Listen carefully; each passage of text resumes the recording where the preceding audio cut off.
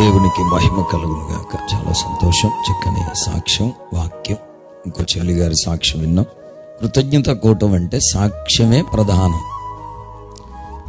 చెప్పండి, ఏంది ప్రధానం? అందుకనే సర్వ హక్కులు తమ్ముడికి ఇచ్చేసాను. నువ్వు ఎంతసేపు చెప్పుకుంటావు చెప్పుకోండి. దేవునికి స్తోత్రం. ఎందుకంటే ఎందుకు కూటం పెట్టించుకున్నామో దానికి అర్థం ఉండాలి కదా. ఎన్ని మేలులో తెలుసా తమ్ముడి జీవితంలో. నిజంగా పాస్టర్ గారు వాక్యం చెప్పినట్లు గోడలు మొలిచిన మొక్కే ఇది. హల్లెలూయా. నిజంగా చాలా ప్రయాసపడి ఒక మొక్కగా మొలిచారు. దేవుడు తన పరిచర్య కొరకు వాడుకుంటున్నందుకు నేను చాలా సంతోషిస్తున్నాను. దేవునికి స్తోత్రం. ఓపుకుందా?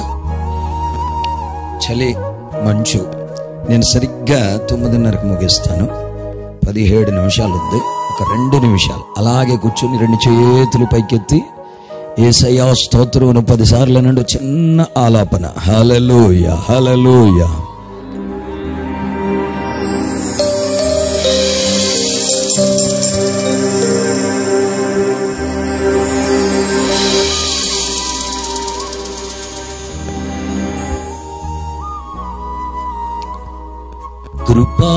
కృపాక్షేమము నీ శాశ్వత జీవము నా జీవిత కాలమంతయు నీవు దయచేయువాడవు. అందరూ అనండి అన్నమాట.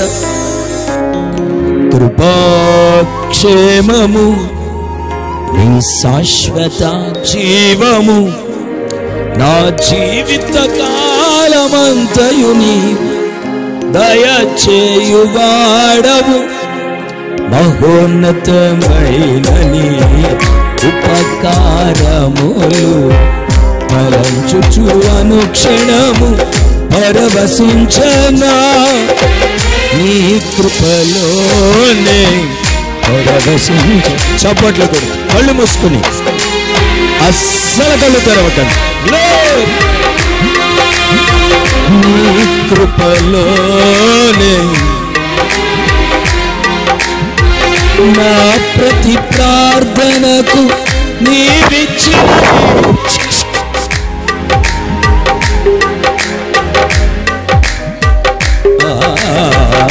నా ప్రతి ప్రార్థనకు నీవిచ్చిన ఈవులే లెక్కకు మించిన దీవెనలైనాయి.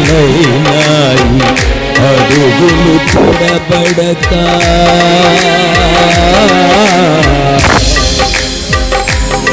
యేసయ్యా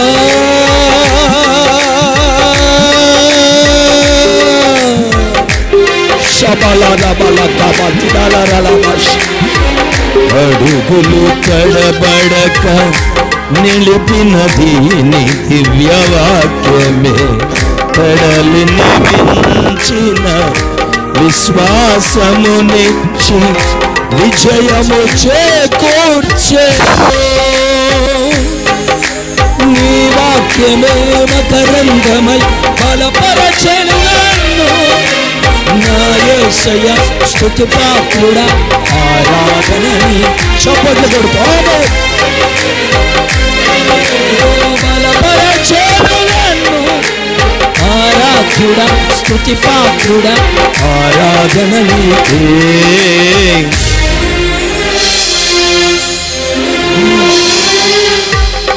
నీ శాశ్వత జీవము నా జీవిత కాలమంతయు దయచేయువాడవు. మహోన్నతమైన నీ ఉపకారములు తలంచుచు అనుక్షణము పరవశించనా. ఆమె నీ కృపలోనే పరవశించనా. గోపాల్ చప్పట్లు కొడుతూ ఆమె పరవశించనా నీ కృప సకల బల. ఆమె గ్లోరీ.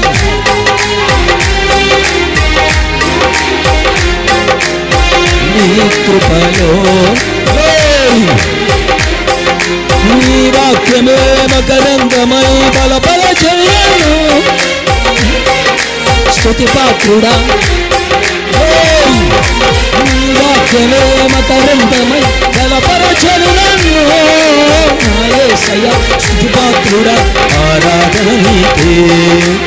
ఆరాధ్యుడా, అభిషక్తుడా, ఆరాధన నీకే. ప్రాణేశ్వర నా యేసయ్యా ఆరాధన నీకే. ఆరాధన నీకే. ఆరాధన కొట్టాలు చప్పట్లు కొడుతూ దేవుని సన్నిధిని అనుభవించండి. మంచు కప్పినట్లుగా పరిశుద్ధాత్ముడు మనల్ని ఆవరించుగాక. శబలర తురలర తురిమును నీకు షేకెలే రే.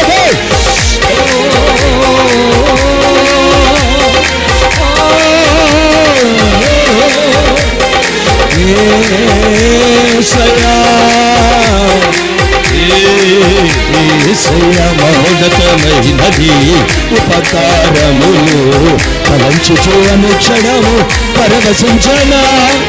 నీ కృపలోనే పరవశించనా. నీ కృపలోనే పరవశించనా. నీ కృపలో కృతజ్ఞతతో కూడిన హృదయములో నుండొచ్చే ఆరాధన ఆత్మతో నింపబడుతూ అభిషేకించబడుతూ శక్తివంతమైన ఆరాధన.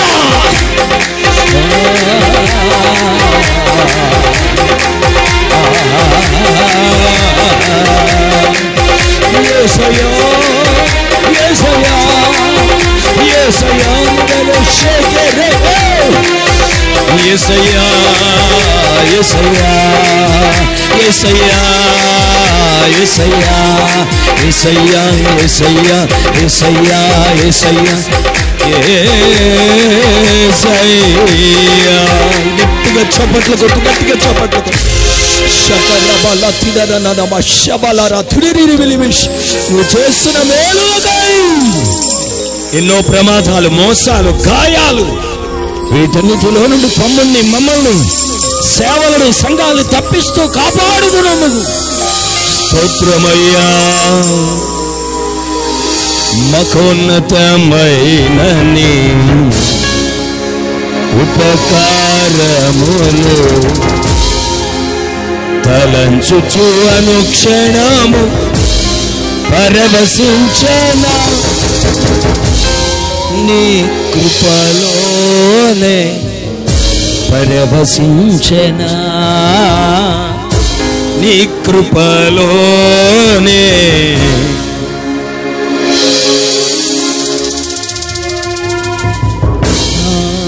హల్లెలూయా హల్లెలూయా. ఇంకా పాడాలని ఉన్నా, స్తుతించాలని. దేవుని బిడ్డలారా, ప్రభు చేసిన మేలులకే ఎంతసేపు స్తుతించిన ఆయన రుణాన్ని తీర్చాలి.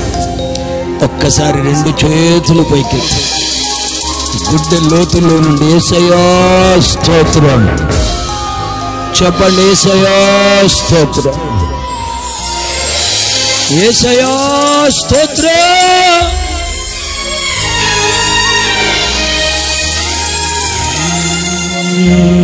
హల్లెలూయా. మహోన్నతమైన నీ ఉపకారములు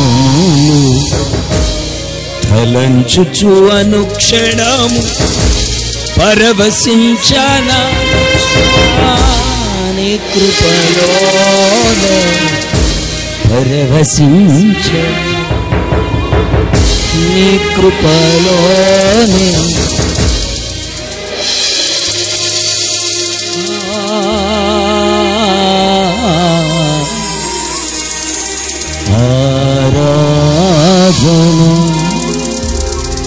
మహాగణుడా, నువ్వు చేసిన మేలులకై తమ్ముణ్ణి గుండె నిండా కృతజ్ఞత నింపి గుడికి ఇలా ఘనంగా ఏర్పాటు చేసినందుకు స్తోత్రం.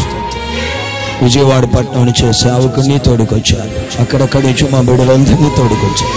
మంచి వాతావరణం, ప్రయాణాల కాపుదల, మేలులన్నిటి కొరకు స్తోత్రం. ఎన్నో ప్రమాదాలు, ఉపద్రవాలే, వాటన్నిటిలో ఉండేలా తప్పిస్తూ నడిపిస్తూ వచ్చినందుకు స్తోత్రం. తమ్మున్న కుటుంబంగా కూడా కట్టినందుకు స్తోత్రం. అలాగే తన సేవ పరిచర్యల విషయంలో చేసిన మేలులకై స్తోత్రం. అమ్మ, నాన్న, తమ్ముడి కుటుంబం, చెల్లి కుటుంబం నుండి స్తోత్రములు. వారి తోబుట్టువులు, వారి అన్నదమ్ములు, వారి కుటుంబాలందరి కొరకు స్తోత్రములు. వీటన్నిటి కొరకై స్తుతిస్తూ సౌండ్ సిస్టమ్ ఏర్పాటు చేసిన, అలాగే వాయిద్యాలు వాయిస్తున్నాయి, ఈ కూడికి ఇలా నడిపిస్తున్న అందరినీ బట్టి స్తుతిస్తూ యేసు నామములో ఈ ప్రార్థన ఆరాధన మీకు సమర్పించుకుంటున్నాను తండ్రి.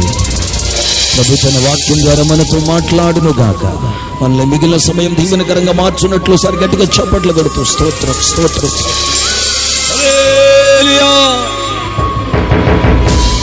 ఆమేన్, హల్లెలూయా. చూడండి ఒక్క మాట. అపోస్తల కార్యాలు 3వ అధ్యాయం చివరి వచనం ఒకసారి చూడండి. అపోస్తల కార్యాలు 3వ అధ్యాయం 26వ వచనం. దేవుడు తన సేవకుణ్ణి పుట్టించి, ఆ పుట్టించిన నెత్తి మీద ఒకటంకేసి లేపి, మీలో ప్రతివానిని వాని దుష్టత్వం నుండి మళ్లించుట వలన మిమ్మల్ని ఆశీర్వదించుటకు ఆయనను మొదట మీ అందుకు పంపినని చెప్పాను. దేవుడు తన పరిశుద్ధ లేఖనమును మన వెనుకడలో భద్రపరిచి విరిచి వడ్డించును గాక. నేను చాలా క్లుప్తమైన ఒక సందేశం చెప్పి ముగిస్తాను. పాస్టర్ గారు చాలా అద్భుతమైన మాట ఎత్తుకున్నారు. హిస్సోపు మొక్క. ఏటది? ఇంకోసారి అనాలి. హిస్సోపు మొక్క. పాస్టర్ గారు చెప్తుంటే నాకు ఏమనిపించిందంటే, హిస్సోపు అంటే గోడలో నుండి మొలిచిన మొక్కది. దానికి ఏ ఆధారం లేదు, దాని అంతటా అదే మొలిచిందంటే దేవుడు మొలిపించాడు దాన్ని. ఆ హిస్సోపుతో నన్ను పవిత్రపరచు అన్నాడు. ఇప్పుడు దేవుడు మానవులను పవిత్రపరిచి ఒక ప్రాసెస్ ఉంది. పవిత్రపరచు అనేది కాదు, అది అక్కడ పరిహరించు. అది చదవండి ఒకసారి. 51వ కీర్తన ఎన్నో వచనం అంటే 7 కదండి. హిస్సోపుతో నా పాపమును పరిహరించు. పరిహరించడం అంటే వెల చెల్లించవలసింది. అది పరిహారం, నష్టపరిహారం అంటారు. అంటే అక్కడ ఒక వెల చెల్లించబడాలి. ఇప్పుడు హిస్సోపు అన్న మాటకి మీకు సూటిగా మనందరికి అర్థం అవ్వాల్సిన విషయం పాస్టర్ గారు చెప్తే నాకు అర్థమైంది ఏంటంటే, ఒక సేవకుడికి గుర్తది. దేవుడు మానవులను పరిశుద్ధపరచుటకు మానవుడిగా దిగొచ్చి సిలువలో తన రక్తమంతా దారబోశాడు. చనిపోయి తిరిగి లేచాడు. 40 రోజులు అనేక మంది కనబడి తన సేవా బాధ్యతని, ఈ సువార్తని 12 మంది అపోస్తలులకు అప్పగించాడు. ఆ 12 మందితో పాటు ఇంకొంతమంది కలిసి మొత్తం 120 మంది మేడగదులు పరిశుద్ధాత్మ పొందుకుంటే అక్కడ సంఘం ప్రారంభమైంది. అది తల్లి సంఘం. సంఘాలన్నిటికీ మూల సంఘం అది. మీకు అర్థమవుతుందండి. క్యాథలిక్కులు వచ్చి కొంతమంది ఏమంటారంటే ఇది మాది తల్లి సంఘం అంటారు. పెంతెకోస్తోళ్ళు వచ్చి ఇది మా తల్లి సంఘం. ఎవరిది తల్లి సంఘం కాదు. డినామినేషన్లు మధ్యలో పుట్టుకొచ్చాయి. తల్లి సంఘం అనేది మేడగదిలో పుట్టిన సంఘమే తల్లి సంఘం. ఒకసారి గట్టిగానండి మాట. అందుకని ఎవరు పడితే వాళ్ళు కారు కూతలు కూసి మాది తల్లి సంఘం అని అంటే పళ్ళు ఓడగొట్టేయడమే, ఇంకంతకు మించి చేసేది ఏమీ లేదు.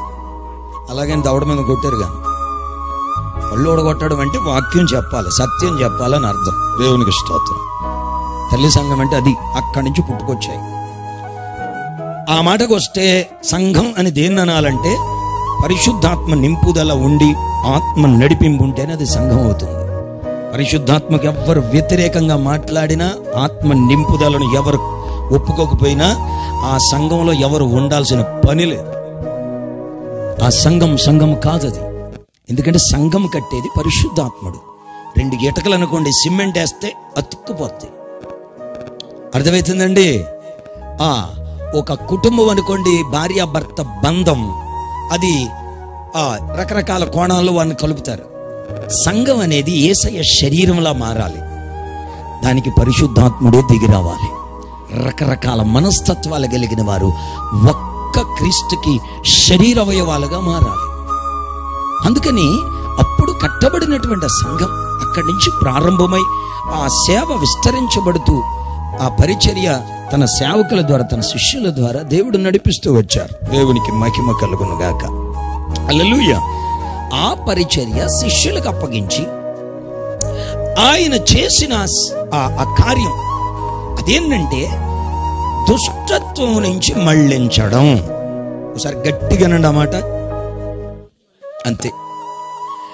తన రక్తంతో కడుగుతున్నాడు, వాక్యంతో కడుగుతున్నాడు, పరిశుద్ధాత్మతో కడుగుతున్నాడు. ఒక వ్యక్తి పరిశుద్ధం అవ్వడానికి 4 సాధనాలు ఉన్నాయి. 1 యేసు రక్తం, 2 దేవుని వాక్యం, మూడు పరిశుద్ధాత్మ అభిషేకం. ఈ మూడు ఒక వ్యక్తికి ఉండి ఒక దైవజనుని కలిగి ఆ దైవజనుడితో పాటు ప్రయాసపడాలి.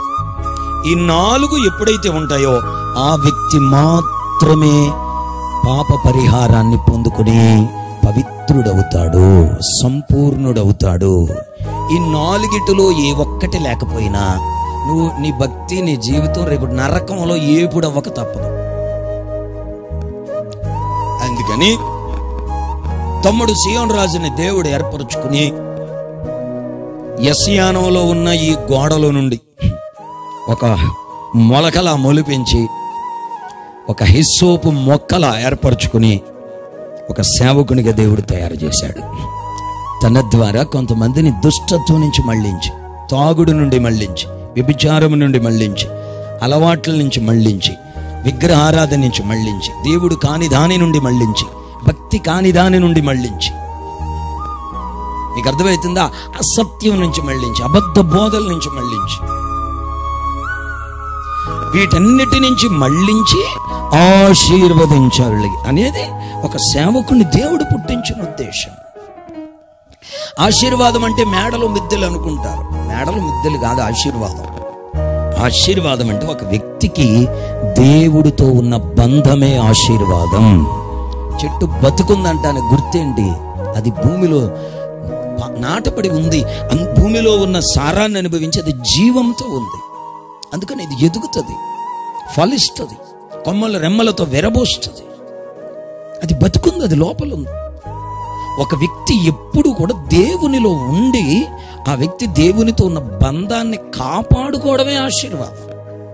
ఇప్పుడు చెప్పండి, ఆశీర్వాదం అని దేన్ని అంటారు? మేడనా, మిద్దెనా? అందుకే తమ్ముడు ధైర్యంగా బైబిల్ ఎత్తిపెట్టి చెప్పాడు, నాకు కోట్ల రూపాయల కంటే గొప్ప. హల్లెలూయా చెప్పండి. కోట్ల రూపాయల కంటే గొప్ప ఆస్తి నాకుంది. ఈరోజు గుండెల మీద చేతులు వేసుకుని నాకు ఇల్లు ఉంది, నాకు 1 ఎకరం పొలం ఉంది, నాకు వెనకాల బ్యాంక్ బ్యాలెన్స్ ఉంది, ఇవన్నీ చెబుతారు. దేవుడితో బంధం ఉందా? తెల్లవారుజామున లేచే గుణం ఉందా? బైబిల్ చదివే అలవాటు ఉందా? మోకాళ్ళేసి చేతులెత్తి పట్టుమని 10 నిమిషాలు ప్రార్థన చేసుకునే ఆ నడిపింపు ఉందా? ఆదివారం చర్చికి వెళ్ళగలుగుతున్నారా? ఈ మధ్యన ముసలమ్మ గారి సాక్ష్యం భలే ట్రెండ్ అయి భలే ట్రోల్ అయిపోతుంది. 4,000 రూపాయలు పెన్షన్ ఆదివారమే రమ్మంటే వెళ్తావమ్మా అంటే నేను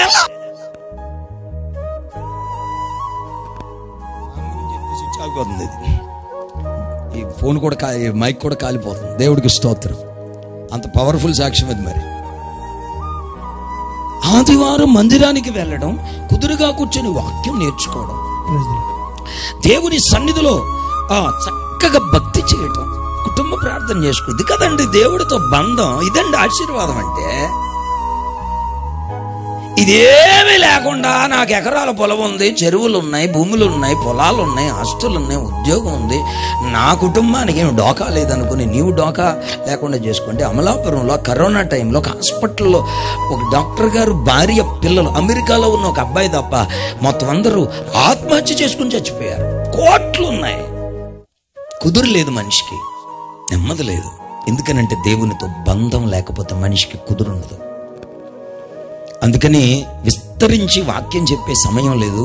పైనుంచి మంచు కురుస్తుంది, కడుపులో నుంచి మంటలు వస్తున్నాయి, ఏమండి కింద నుంచి ఏమో నొప్పులు పోట్లు వచ్చేస్తున్నాయి. అందుకని వెనక నుంచి సురేష్ చాలా సీరియస్గా చూస్తున్నాడు, ముగించవా అని. అందుకని ఇవన్నీ పరిస్థితులను దృష్టిలో పెట్టుకుని నేను ముగిస్తున్నాను. దేవుడికి స్తోత్రం. రూతమ్మకి నయోమి ఉంది, ఎస్తేరుకి మొర్దెకై ఉన్నాడు, దానియేలు, షడ్రకు, మెషకు, అబెద్నెగో, యెహెజ్కేలుకి ఇర్మియా అనే సేవకుడు ఉన్నాడు, తిమోతికి పౌలు అనే సేవకుడు ఉన్నాడు. కొంచెం జాగ్రత్తగా వినండి. బైబిల్లో రాయబడిన గొప్ప గొప్ప వాళ్ళందరికీ ఒక ఆత్మీయ తండ్రి ఉన్నాడు, వారిని ఆత్మీయంగా నడిపించే ఒక నాయకుడు ఉన్నాడు, వారి భక్తిని గమనించే ఒక సేవకుడు. ఇంట్లో కిరాణా ఉందా, కూరగాయలు ఉన్నాయా, ఈ కాదు గమనించవలసింది.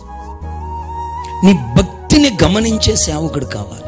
నువ్వు ప్రార్థన చేసుకుంటున్నావా, బైబిల్ చదువుతున్నావా, మందిరానికి వెళ్తున్నావా, భక్తి చేస్తున్నావా, కుటుంబ ప్రార్థన చేసుకుంటున్నావా, భార్య భర్త పిల్లలు మంచిగా ఉంటున్నారా, ఎరా గుడికి ఎందుకు మానేసావురా, బైబిల్ చదువుకుంటున్నావా, అలా ముఖం డల్గా ఉందే అని నిన్ను గమనించి, నిన్ను ప్రశ్నించి, నిన్ను ఆదరించి, నిన్ను ప్రశ్నించుటకు, నిన్ను ఖండించుటకు, నిన్ను ఆదరించుటకు నీవు ఒక సేవకుడికి అవకాశం ఇవ్వాలి. కనీసం వస్తే ప్రేజలాడు కూడా చెప్పవు. పాస్టర్ గారు అలాగే వెళ్ళిపోతూ ఉంటే మూతి తిప్పుకుంటూ వెళ్ళిపోతావు. నువ్వు ఎలా పరిశుద్ధం అవుతావు? నువ్వు పరలోకం ఎట్టపోతావు? నాకు అర్థం కాదు. ఇప్పుడు నేనంటే ఇష్టం లేదు, అయ్యగారిని పెట్టుకోపోని సేవకుడుగా. ఈ అయ్యగారు అంటే ఇష్టం లేదు, పోనీ ఈయన్ని అభిషేకించే, నెత్తి మీద తైలం పోసేస్తే యేసు రక్తం చేయి. కానీ నీకు సేవకుడు కావాలి కదా. దేవుడు తన సేవకుని పుట్టించి దుష్టత్వం నుంచి మళ్ళించి నిన్ను దీవించాలి అనేది దేవుని సంకల్పం. దేవుడు వాడుకున్నాడు తమ్ముడిని, కువైట్లో అద్భుతమైన పరిచర్య జరిగిస్తూ ఉన్నాడు. దేవునికి స్తోత్రం. హల్లెలూయా. నేను ఇక్కడ మీకు చెప్పొచ్చే విషయం ఒకటే, తమ్ముడికి చెప్పేది ఏముంది? దుష్టత్వం నుంచి మళ్ళించే పరిచర్య దేవుడు అప్పగించాడు. తన వంతు ప్రయాసపడి తనకున్న ఆదాయం అంతా ఖర్చు పెట్టేస్తాడు. నేను కువైట్లో ఉన్నాను, నన్ను అడుగుతారు అనుకోకు. నేను ఎక్కడున్నా నన్ను అదే అడుగుతున్నారు. ఓ రోజు ఇద్దరు కాకినాడ పిలిచి నన్ను, అసలు నువ్వు ఎందుకు ఇల్లు కట్టలేదు అని తల వాసిపోయేలా అడిగారు. 3 రోజులు భోంచేయలేదు. నాకు ఆ తమ్ముడు అభిషేకం ఉన్నాడు. ఆ టైంలో మీద పడి ఎంత ఏడ్చాను ఆ తమ్ముడి మీద. ఆ తమ్ముడు సొక్కాయి తడిసిపోయింది ఆ రోజు నేను ఏడితే. మీకు అర్థమవుతుందండి? అందరూ గోల భరించలేక మొదలెట్టాను. అది చెట్టు కింద పొట్ట కింద బతికేస్తాం. మా గురి వేరు, దర్శనం వేరు, భారం వేరు, గుండెలో మండుతున్న మంట వేరు. ఏ విధం చేతనైనా కొందరిని దుష్టత్వం నుంచి మళ్ళించితే చాలు. ఈ వ్యక్తి మారాడు, బాప్తిజం పొందాడు, భక్తి చేస్తున్నాడంటే చాలు, కడుపు నిండిపోద్ది. గుడి మానేసాడంటే కడుపు మండిపోద్ది. పైగా ఉంటాడు తెలుసు, పాస్టర్ గారు ఈ రోజు అండి 2000 రూపాయలు కిరాయి వస్తుందండి, అందుకే గుడి మానేసానండి, దశంభాగం ఇస్తాను కదండి అంటున్నాడు. నీ దశంభాగం ఎవరికి కావాలరా పనికి మన్నాడు? నువ్వు 2000 కిరాయి పోయి అందులో దశంభాగం తెచ్చే కంటే అసలు దానంత పాపం ఇంకోటి లేదు. ఈ దశంభాగం కంటే ముందు నువ్వు దేవునితో బంధం ఏర్పాటు చేసుకుని నువ్వు కూర్చోవాలి. ముందు కూర్చోవాలి దేవుడి సన్నిధిలో. అది దేవుడు కోరుకునేది. అలా కూర్చుని భక్తి చేస్తా ఉంటే అప్పుడు నీ దశంభాగం, నీ కానుక దేవుడు అంగీకరిస్తాడు. అందుకే హేబేలును అతని అర్పణను దేవుడు అంగీకరించాడు. ముందు మనం అంగీకరించబడాలి, ఆ తర్వాతే మన అర్పణ. సంవత్సరానికి ఒకసారి క్రిస్మస్కి బియ్యం ప్యాకెట్ వేస్తానండి, 100 రూపాయలు రాసేస్తానండి, 20 రూపాయలు పంపేస్తానండి, మంచిదే. కానీ ముందు నువ్వురా. అందుకే నేను ఎవరైనా పలానా వాళ్ళండి కానుక పంపారండి, రైస్ ప్యాకెట్ పంపారంటే నేను ఆ కానుక తీసుకుంటాను. ఏమని ప్రార్థన చేస్తాను తెలుసా? ప్రభువా, వీరి కానుక వచ్చింది, వీరే కానుకగా రావాలి. వాళ్ళ కానుక వచ్చింది, ఇప్పుడు వాళ్ళే కానుకగా రావాలి. హల్లెలూయా. మా ఆశ అది, మా తపనది. అలా ఉన్నప్పుడు పోగేతలు ఎక్కడ ఉంటాయి? కిడ్నీలో రాళ్ళు పోగేసుకున్నాడు. ఆ రాళ్ళు తీసేయండి రా అంటే తాడోడు పెట్టారు అందులో. మొన్న యూత్ మీటింగ్ లో ఎన్ని బాగు చేస్తుండే అందులో ఉన్నాయి తమ్ముడు ఆ పొట్లం.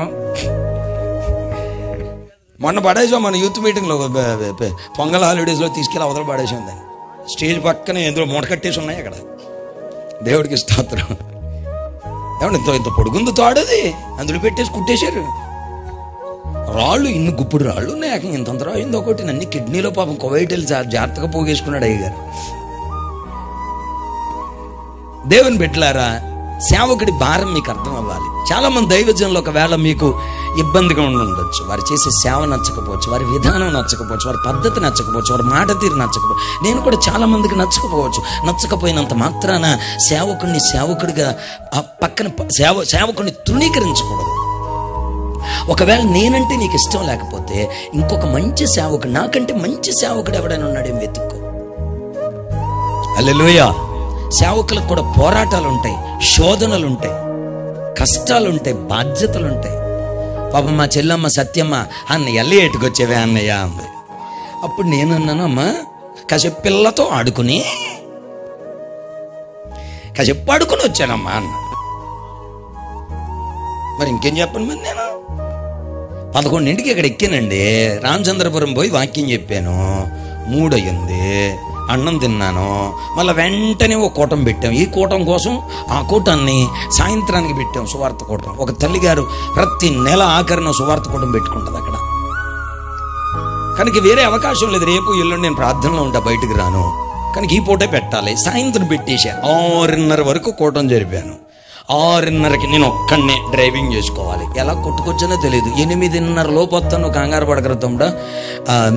ఈ లోపు పాస్టర్ గారి చేత నువ్వు దూరం నుంచి వచ్చారు, నడిపింపవద్దు, పాస్టర్ గారి చేత వాక్యం చెప్పించు అని చెప్పాను. పాపం తమ్ముడు ఒప్పుకున్నారు. చక్కగా వారు వాక్యం చెప్పే టైంలోకి నేను వచ్చేసాను. దేవునికి స్తోత్రం చెప్పండి. ఏది మా చెల్లెం మీద ఎక్కడ ఉంది? అర్థమైందమ్మా? ఇది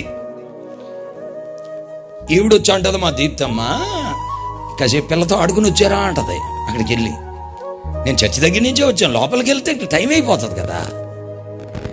మా తిప్పలు మీకు అర్థం కావు. బాధ్యతలు ఉంటాయి, బరువులు ఉంటాయి, కష్టాలు ఉంటాయి, శోధనలు ఉంటాయి, ఎన్నో ఖర్చులు ఉంటాయి.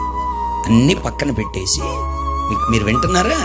ఆ రీతిగా దేవుని సన్నిధిలో ముందుకు వెళ్ళిపోతూ ఉంటాం. మా అవసరతలు దేవుడే తీరుస్తూ ఉంటాడు. దేవునికి స్తోత్రం. కాకపోతే నేను చెప్పేది ఒకటే, ఎవరో సేవకుడు ఏదో చేశాడని, లేకపోతే ఏదో అన్నాడని, ఖండించాడని, లేకపోతే కొంచెం గాయం చేశాడని, లేకపోతే ఇబ్బందులు ఉన్నప్పుడు రాలేదని, ఇలాంటివి మనసులో పెట్టుకోకండి. అర్థమవుతుందా? ఖండించడానికి, బాగా వినండి, ఖండించడానికి, తప్పు దిద్దడానికి, ఆదరించడానికి, నిన్ను పలకరించడానికి, నీ కుటుంబంలో ప్రతి కార్యక్రమంలో పాలు పొందడానికి ఒక దైవజనుడికి అవకాశం ఇవ్వండి. నచ్చలేదని సేవకులను మార్చకండి. హల్లెలూయా. ఒక సేవకుని అలా వెంబడిస్తూ యేసు రక్తం, దేవుని వాక్యం, పరిశుద్ధాత్మ, ఈ మూడిటి నా సేవకుడు మోసుకొని వస్తాడు. ఈ సోపు మొక్క ఏం చేస్తుంది? రక్తంలో ముంచి గుమ్మానికి ప్రోక్షిస్తుంది. ఆ మొక్క చేసే పనేమి లేదు, రక్తాన్ని గుమ్మానికి ప్రోక్షిస్తుంది. సేవకుడు ఒక మొక్క, హిస్సోపు మొక్క, ఏం చేస్తాడు? యేసు రక్తం నీ మీదకు వచ్చినట్లు విజ్ఞాపన చేస్తాడు.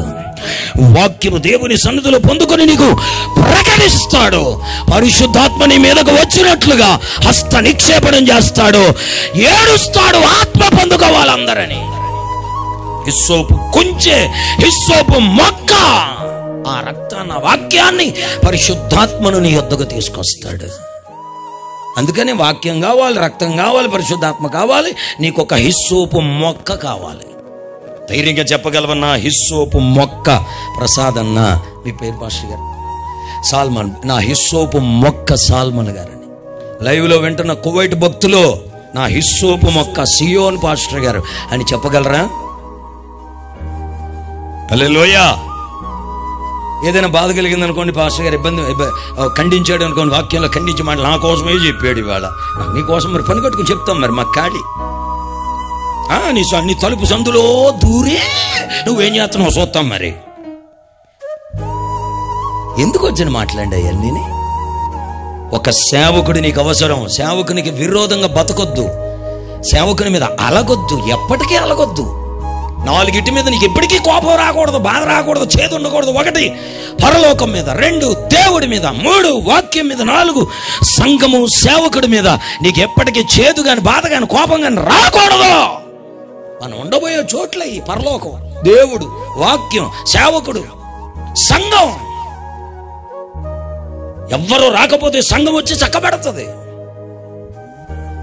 అనాథలుగా ఉన్న శవాలు పడి ఉంటే సంఘం వెళ్ళి సమాధి చేశాం. ఖర్చులు మేము పెట్టుకున్నాం, పెట్లు మేము కూర్చోపెట్టాం. సంఘం నీకు కావాలి. ఎప్పటికీ వీటి మీద నీకు విరోధం రాకూడదు, బాధ రాకూడదు, చేదు రాకూడదు. హల్లెలూయా. పవిత్రుడవై పాప పరిహారం జరిగి సంపూర్ణమై నీవు నీ కుటుంబం సుఖ సంతోషాలతో ఆనందంగా ముందుకు సాగడానికి ఒక హిస్సోపు కుంచెగ లేదా హిస్సోపు మొక్కల ఏ ఆధారం లేకుండానే మొలిచారు, ఏ ఆధారం లేకుండానే పెరిగారు. దేవుడు వారిని తీసి ఒక్కో చోట ఒక్కొక్కరిని పెట్టి ఆ హిస్సోపు మొక్కతో మనల్ని పవిత్రపరుస్తున్నాడు. ఒక సేవకుని పుట్టించి దుష్టత్వం నుంచి మళ్ళించి దీవిస్తున్నాడు. హల్లెలూయా. కనుక ఆ దైవజనుడికి మీరు అప్పగించుకోండి, హృదయపూర్వకంగా అప్పగించుకోండి. అందుకే బైబిల్లో రాయబడి ఉంటుంది, 2 కొరింథీ పత్రిక 8వ అధ్యాయం 3-4 వచనాల్లో, ఆ మాసిదోనియా సంఘం దేవునికిని సేవకులకి అప్పగించుకున్నారట. హృదయపూర్వకంగా అప్పగించుకున్నారు. దేవునికి స్తోత్రం చెప్పండి. అలా అప్పగించుకోండి.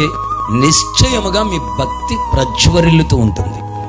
ప్రత్యక్ష గుడారంలో పై కప్పు అంటారు దాన్ని. ఆ పై కప్పే నీకున్న సేవకుడు. అప్పుడు లోపల దీపం మారిపోదు, దీపంలో నూనె సమృద్ధిగా ఉంటుంది, రొట్టెలు చెడిపోవు, ధూపం క్రమంగా వేయబడుతుంది. ధూపం అంటే ధూపవేదిక అంటే ప్రార్థనా జీవితం, దీపవృక్షం అంటే పరిశుద్ధాత్మ, రొట్టెల బల్ల అంటే ఉపదేశం సహవాసం. ఈ లోపల పైకప్పు కింద ఇవన్నీ భద్రంగా ఉంటాయి. నీ ప్రార్థనా జీవితం బాగుంటుంది, అభిషేకం బాగుంటుంది. ఆ పైకప్పు ఉన్నప్పుడు, నాయకుడు ఉన్నప్పుడు, దావీదుకి గాదు, నాతాను, సమూయేలు ప్రవక్తలు ముగ్గురు హెచ్చరిస్తూ ఉండేవారు. అర్థమవుతుందా? నాకు ఏ సేవకుడు అక్కర్లేదు అనుకుంటే ఎప్పటికైనా డుమ్మగూడ ఎత్తారు. డుమ్మగూడ ఎందుకంటే అన్నీ మనకు తెలియవు. అందుకని ఒక మంచి దైవజనుడు, అభిషక్తులు నీకు కావాలి. మంచి అభిషక్తులు. మోసపోకండి. సైతాను ఆ మోసంలో పడేసి తప్పిస్తున్నాడు. అందుకని ఒక అభిషక్తుడు కావాలి మన భక్తిని గమనించడానికి. దేవునికి స్తోత్రం చెప్పండి గట్టిగా. మళ్ళీ చెప్తున్నాను, ఖండించడానికి, తప్పుదిద్దడానికి, ఆదరించడానికి, కార్యక్రమాలు చక్కబెట్టడానికి ఒక పై కప్పుల ఒక సేవకుడు మనకు కావాలి. ఆ సేవకుడే ఒక హిస్సోపు మొక్క. హిస్సోపుతో నన్ను పరిహరించు, నా పాపమును పరిహరించు అంటే ఒక సేవకుడి ద్వారా నా జీవితాన్ని బాగు చేయి ప్రభువా అని వేడుకుంటున్నాడు. ఎందుకని? మీకు ఆ 51వ కీర్తన ఎందుకు రాశాడు దావీదు? ఒంటరిగా మిద్దెక్కాడు, దెబ్బతిన్నాడు అంతే. ఒంటరిగా మిద్దెక్కాడు. యుద్ధం చేయుచున్న సమూహంతో లేడు, సహవాసంలో లేడు. వసంత కాలమున రాజులు యుద్ధం చేయుచున్న కాలమున సాయంత్ర పూట ఒంటరిగా నిద్రపోయి హా అని చెప్పేసి ఆవలింతలతో పైకెక్కాడు. చూడకూడదు చూశాడు, చేయకూడదు చేశాడు, అంతే. దెబ్బతినేశాడు. అక్కడే ఒక సేవకుడు ఉంటే, ఆయన ఎక్కడికి ఎక్కుతున్నాడో ఆ సేవకుడికి చెప్పుంటే, నేను ఒంటరిగా ఉన్నాను సార్, ఆ యుద్ధంలోకి వెళ్ళకపోయానని ఒక దైవజనుడికి తెలియజెప్పండి. అందుకే నేను ఎప్పుడు చెబుతాను, నువ్వు ఆదివారం మానేస్తున్నావు, ఒకవేళ ఎక్కడికి వెళ్ళవలసి వచ్చింది, హాస్పిటల్కి వెళ్ళాల్సి వచ్చింది, ఆ దైవజనుడికి తెలియచెప్పుకోండి. ఎక్కడికి వెళ్తున్నా సరే ఇది చాలా ప్రాముఖ్యమైనది మీ భక్తి జీవితానికి. అసలు మీరు ఎక్కడ డుమ్మా కొట్టరిక. ఒకవేళ అది ప్రమాదం అయితే ఆగునైనా వద్దునైనా అది చెప్పినప్పుడు దానికి లోబడాలి. పాస్టర్ గారికి వ్యక్తిగతంగా ఎవరి మీద కోపాలు ద్వేషాలు ఉండవు. నీకు అర్థమవుతుందండి? కనుక మీరు ఈ హిస్సోపు మొక్కని మీరు వెంబడించాలి. అది దేవుడే మొలిపించాడు, ఎవడు నాటలేదు. దేవుడే పిలిస్తే వచ్చిన వాళ్ళు సేవకులు. తమ్ముడు సేవకుడు అవడంలో అసలు నా ప్రమేయం కూడా ఏమీ లేదు. మేము ఇక్కడ ప్రార్థన చేసాం, కూటం చేపి ప్రార్థన పెట్టి వెళ్ళిపోయాడు, ఏదో జాబ్ నిమిత్తం వెళ్ళిపోయాడు. అక్కడ దేవుడు మాట్లాడాడు. నేను కువైట్ వెళ్ళినప్పుడు తమ్ముడు నన్ను తీసుకెళ్ళినప్పుడు చెప్పాను, నాన్న ఒకవేళ నువ్వు సేవకుడిగా అయితే నేను సురేష్ అయ్య గారితో అభిషేకం ఇప్పిస్తాను, నువ్వు తొందరపడొద్దని చెప్పాను. అప్పటికి సురేష్ అయ్య గారు వెళ్ళిపోయాడు దేవుడి దగ్గరికి. ఆ తర్వాత ఇక్కడ ఎమాన్యుయల్ పాస్టర్ గారు ఉన్నారు, నేను అభిషేకం తీసుకుంటున్నానని అని చెప్తే, సరే మంచి దైవజనుడు నువ్వు కానిచ్చేసే మరలా ఇక్కడికి రావడం నేను ఎవరి చేత ఇప్పించాలి నాకేం అర్థం అవ్వట్లేదు, కనుక నువ్వు కానిచ్చేయని చెప్తే ఇక అక్కడ అభిషేకం తీసుకుని మరి పాస్టర్గా ఆర్డైన్ అయ్యి చక్కగా దేవుని సేవలో వాడబడ్డాడు. దేవునికి స్తోత్రం చెప్పండి గట్టిగా. కనుక ఒక హిస్సోపు మొక్కల ఏమండి, ఇప్పుడు 2 మొక్కలు కలిశాయి. ఆమె మహిపాలే కదా చెల్లిపేరు. 2 మొక్కలు ఇద్దరు కలిసి దున్నేయడమే. దేవుడికి స్తోత్రం. దేవుడు వారిని ఇంకా బలపరిచి పరిచయంలో వాడుకొని వారి వంతుగా వారి ప్రయాసపడుతుండగా అనేకమైంది దుష్టత్వం నుంచి మళ్లించబడి దీవించబడుదురుగాక. ఈ మాటలు వింటున్న మీలో ఎవరైనా గుడికి రావట్లేదా? అర్జెంటుగా గుడికి రండి. సేవకుడు లేడా? రండి, సేవకుడిని పొందుకోండి. ఆ సేవకుడి ద్వారా, ఆ వాక్యం ద్వారా, రక్తం, యేసు రక్తం ద్వారా, పరిశుద్ధాత్మ ద్వారా మీరు పరిశుద్ధపరచబడతారు. ఎప్పుడైతే పవిత్రమైతే అన్నీ బాగుంటాయి, అన్నీ బాగుంటాయి, అన్నీ నిలబడతాయి, అన్నీ బాగుంటాయి. పాపమే మనిషి జీవితాన్ని సర్వనాశనం చేసేస్తుంది. ఆ పాపము నుంచి పరిహరించి మరలా పాపంలో పడిపోకుండా ఒక పరిశుద్ధమైన జీవితం జీవించుటకు దేవుడిచ్చిన సేవకులు. చెప్పండి అందరూ మాటలు. హల్లెలూయా. కనుక ఇదేదో మతభక్తి, ఏదో మనం ఎవరికో బానిసైపోతున్నాం లేకపోతే ఎవరెనకాల వెళ్ళిపోతున్నాం అనుకుని వాళ్ళు వీళ్ళంటున్న మాటలు వినకండి. నువ్వు వెంబడించాలి సేవకుడిని. హల్లెలూయా. ఆ సేవకులేమో అలా వెనకాల పెట్టుకుని బ్యాగులు మోయించుకుని లేకపోతే వాళ్ళకి వాళ్ళు పరిచర్య చేయించుకునే రకం కాదు. వాళ్ళు చేయించినా వాళ్ళ దేవుని సేవ నిమిత్తం పరిచర్య చేస్తారు. వారి నోట దేవుని మాట విని వారిని వెంబడిస్తూ యేసు రక్తంలో కడగబడి పరిశుద్ధాత్మతో నింపబడుతూ అలాగూ నువ్వు పవిత్రపరచబడతావు. దేవునికి స్తోత్రం చెప్పండి, గట్టిగా చెప్పండి. ఆ రీతి కృప దేవుడు మనకిచ్చి దుష్టత్వం నుంచి మళ్ళించి అన్ని కోణాలలో ఆశీర్వదించునుగాక. ఒక్కసారి లేచి నిలబడిన చిన్న ప్రార్థన చేసుకుని ముగించుకుందాం. హల్లెలూయా, హల్లెలూయా, హల్లెలూయా, హల్లెలూయా, హల్లెలూయా, హల్లెలూయా. ఒకసారి కుటుంబం అంతా వేదిక మీదకి వచ్చి మోకరించండి. సురేష్ కుటుంబం, అలాగే తమ్ముడు సిఎన్ రాజు గారి కుటుంబం, అమ్మ నాన్న చెల్లి కుటుంబం అందరూ వచ్చేసి వేదిక మీద మోకరించండి. హల్లెలూయా. ప్రార్థన చేసి ముగిస్తాను. స్తోత్రమయ్యా, స్తోత్రమయ్యా, స్తోత్రమయ్యా, స్తోత్రమయ్యా. అందరు కళ్ళు మూసుకొని చేతులు పైకెత్తి, నిజమే ఒక హిస్సోపు మొక్క ద్వారా కుష్టి రోగులను పవిత్రపరిచావు. జ్యేష్ఠ బిడ్డల్ని, జ్యేష్ఠ పశువులని ఆ హిస్సోపు మొక్కతో రక్తమును ప్రోక్షించి కాపాడేవయ్యా. సిలువ వేయబడుతున్నప్పుడు ఆ హిస్సోపు మొక్కతోనే యేసయ్య నోటికి దాహం తీర్చాలనుకున్నారు. ఆ హిస్సోపు మొక్కే ఒక సేవకుడు, ఒక దైవజనుడు అని దేవుడి రాత్రి మనకు నేర్పారు. ఆ హిస్సోపు మొక్క యేసు రక్తాన్ని, పవిత్రమైన నీటిని, ఇదిగో దాహము తీర్చే అభిషేకాన్ని మన యొద్దకు తీసుకుని వస్తున్న హిస్సోపు మొక్క ఆ దైవజనుడు యేసు రక్తం కొరకు, వాక్యం కొరకు, పరిశుద్ధాత్మ కొరకు అందరూ నింపబడాలని ఆ హిస్సోపు మొక్కల సేవకుడు నలిగిపోతా ఉంటాడు. గోడలో మొలిచాడు అనగా శ్రమలలో పెరిగాడు, కష్టంలో పెరిగాడు. ఎవరో పట్టించుకొని ఆ స్థాయిలో దేవుని చేత పెంచబడ్డాడు, బతికించబడ్డాడు. దేవుడే ఆధారమైన వాడు. హిస్సోపు మొక్క సేవకుడు. ఈ ఇంటిలో నుండి మొక్క మొలిచి కువైటులోకి వెళ్ళి ఓ సేవను కట్టి దుష్టత్వం నుంచి అనేకులను మళ్లించుచున్నది. మరింత ఘనకార్యములను పూనుకొనుటకు దేవుడు తన సేవకుడు సీయోను రాజుని వాడుకొనున్నట్లుగా గట్టిగా చప్పట్లు కొడుతూ స్తోత్రమయ్యా అంటూ దేవుడు మీకిచ్చిన సేవకుడి కోసం గట్టిగా చప్పట్లతో స్తోత్రం చెప్పండి.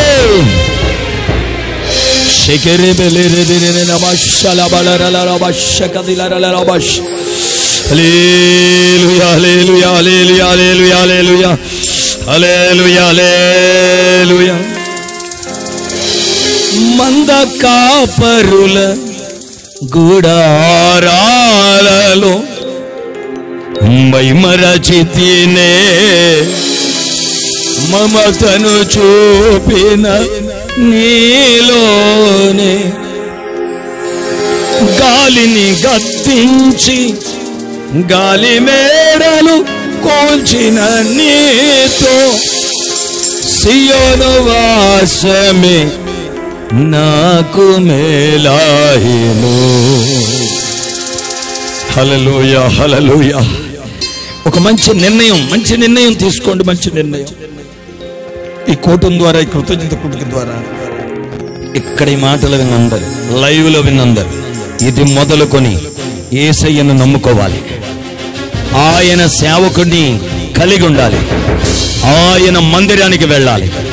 ఆయన సేవకుని ఒక హిస్సోపు మొక్కలా దేవుడు ఎన్నుకున్నాడు. ఆ హిస్సోపు మొక్క ద్వారా ఆయన రక్తం, ఆయన వాక్యం, ఆయన ఆత్మని మీద ప్రోక్షిస్తున్నాడు, నింపుతున్నాడు. ఒక సేవకుడు పాడితే, వాక్యం చెప్తే, ఆత్మలో నడిపిస్తే మీరు రక్తంలో కడగబడతారు, వాక్యంతో నింపబడతారు, ఆత్మతో నింపబడతారు. ఒక సేవకుని హిస్సోపు మొక్కలా వాడుకుంటున్నాడు. అందుకు నీకు మందిరము కావాలి, ఒక సేవకుడు కావాలి, ఒక సంఘము సహవాసము కావాలి. తీర్మానం చేయి తమ్ముడా, తీర్మానం చేయి చెల్లెమా. ఒకవేళ నీ వేరే పని నిమిత్తం ఎక్కడికి సేవకుడు, ఒక మంచి దేవుని గుడారము కావాలి.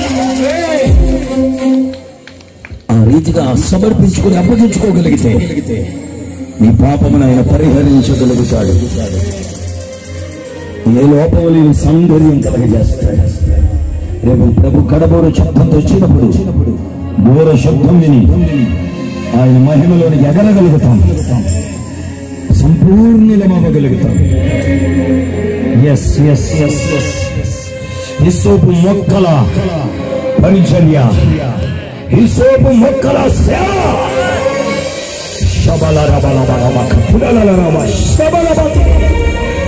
ఈ కుటుంబమే గాని అంతమావలే గాని సంతోషించాలి. హిస్సోపు మొక్క పవిత్రపరచుటకు, ప్రజల్ని పరిశుద్ధపరచుటకు బయలుదేరి వెళుతా ఉన్నది. అదే మీకు ఆస్తి. సేవకుడు అవడమే ఆస్తి. సేవకుడికి మించిన కోటీశ్వరుడు, ధనవంతుడు ఇంకెవరున్నారు? ప్రధానమంత్రి కంటే, ప్రపంచంలో గొప్పవాడు కంటే గొప్పవాడు దేవుని తర్వాతి స్థానం దైవజనుడే.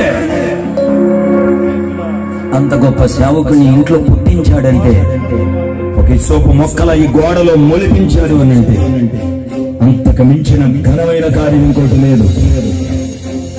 సేవకుడు నువ్వేం చేశావు, తమ్ముడాను అన్నయ్య నువ్వేం చేశావు, ఎవరికి అనుకోవడం, ఏం అడగకూడదు. సేవకుడు అవ్వడమే ఆస్తి. దానికి తగిన దీవెన మీ కుటుంబానికి దేవుడు ఇవ్వగలడు. హల్లెలూయా హల్లెలూయా హల్లెలూయా హల్లెలూయా హల్లెలూయా హల్లెలూయా హల్లెలూయా హల్లెలూయా. ప్రేమ కలిగిన మా మహాపరిశుద్ధ తండ్రి, ఈ రాత్రి విశేషమైన చాలా అమూల్యమైన మాటల్ని సేవకులను నిలబెట్టుకుని మాట్లాడారు. నిజమే, హిస్సోపు మొక్క నా పాపాన్ని పరిహరించమని హిస్సోపు మొక్కను కోరుకున్నాడు. అప్పుడు సురేష్ కూడా పైకి రావాలి. పైకి రావాలి. ఒక సేవకుడు ఎందుకు అవసరం, త్వరగా ఆ హిస్సోపు మొక్క ఎందుకు కావాలో, ఆ హిస్సోపే కదా రక్తాన్ని తేగలిగింది, నీళ్లను కుష్ఠిరోగి మీద ప్రోక్షించగలిగింది. ఆ హిస్సోపు మొక్కే కదా అభిషేకాన్ని తీసుకుని రాగలిగింది.